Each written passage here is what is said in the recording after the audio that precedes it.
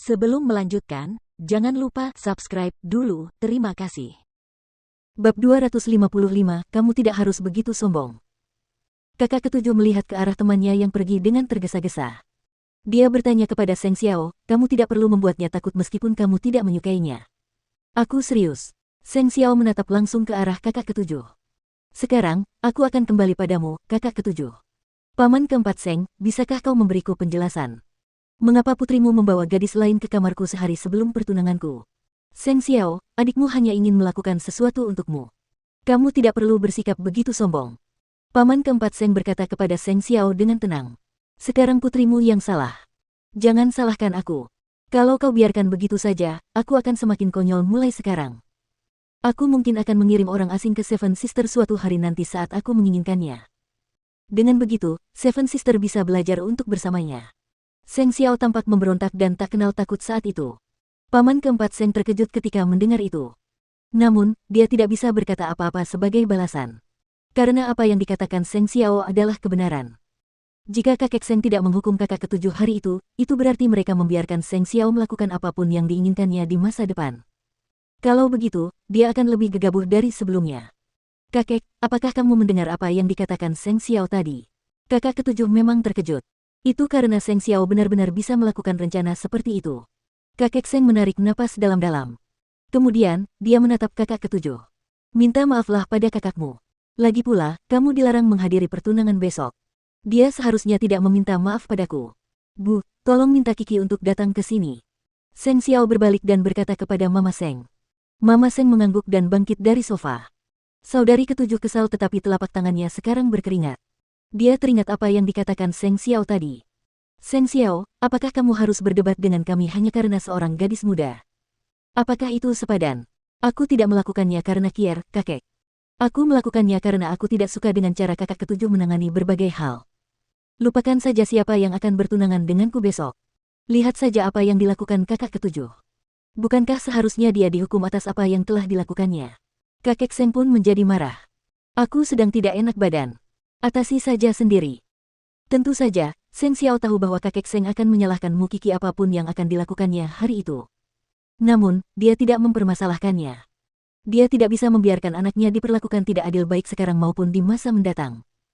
Dia akan menanganinya jika ada yang menindas kier. Kemudian, dia akan menangani hal-hal lainnya nanti. Tak lama kemudian, Mama Seng membawa Mu Kiki ke ruang tamu bersama kakak keempat.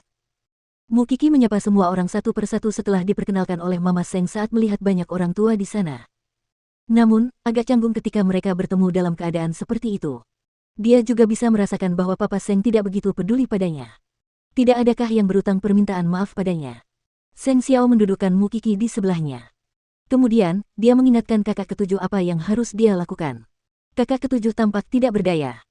Ia berjalan ke arah mereka dan berkata kepada Mu Kiki, kakak ipar, aku tidak melakukannya dengan sengaja. Tolong jangan marah padaku. Aku berjanji akan memperlakukanmu seperti kami di masa depan. Tidak apa-apa jika kamu tidak membuat kekacauan di masa depan.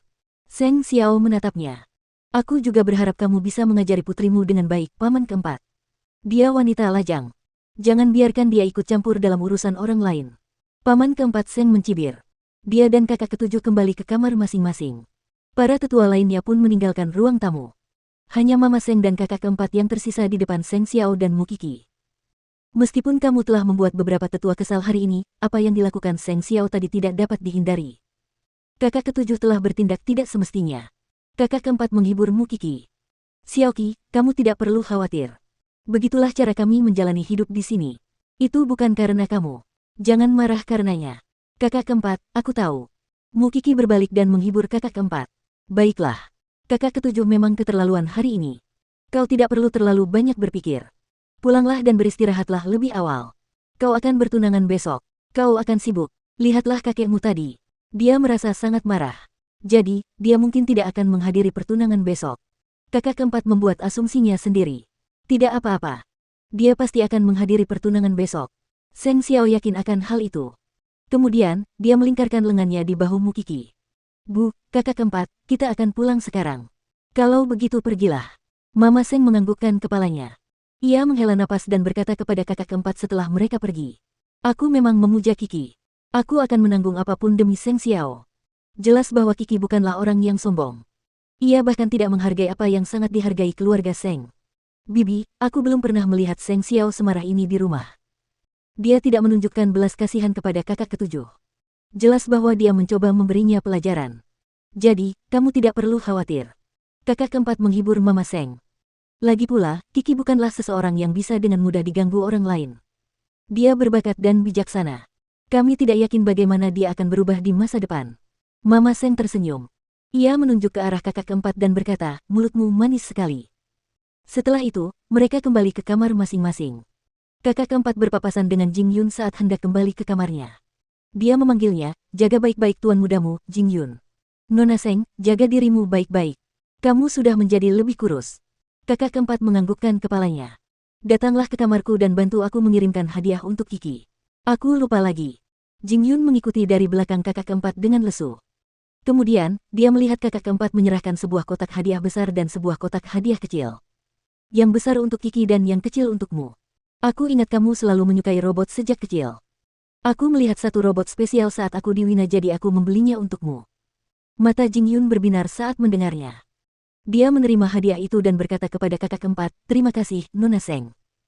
Namun, hanya dia yang tahu betapa gembiranya dia di dalam hatinya. Nona Seng tidak pernah melupakannya. Dia selalu membelikan hadiah untuknya setiap kali dia pergi. Dia selalu menghargai tindakannya di dalam hatinya. Itu membuatnya hangat. Dalam perjalanan kembali ke Jingting, Mu Kiki melirik Seng Xiao beberapa kali. Meskipun dia tampak normal dan tenang, dia bisa merasakan kemarahannya dengan jelas. Saya baik-baik saja. Kau baik-baik saja, tapi aku tidak. Seng Xiao mempercepat langkahnya. Jika kakak keempat tidak menabrak mereka, apakah kau berencana untuk menanggungnya secara diam-diam dan menyembunyikannya dariku? Aku sudah merekamnya. Aku bahkan berencana untuk membuka pintu dan memberitahu mereka bahwa wanita Seng Xiao ada di dalam ruangan.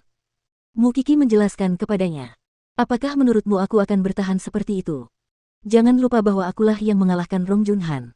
Apakah menurutmu kakak ketujuhmu mampu menindasku? Aku benar-benar ingin melihatnya. Apakah itu berarti aku telah merampas kesempatanmu untuk berbuat baik pada dirimu sendiri? Kau menindasku. Mu Kiki menatapnya.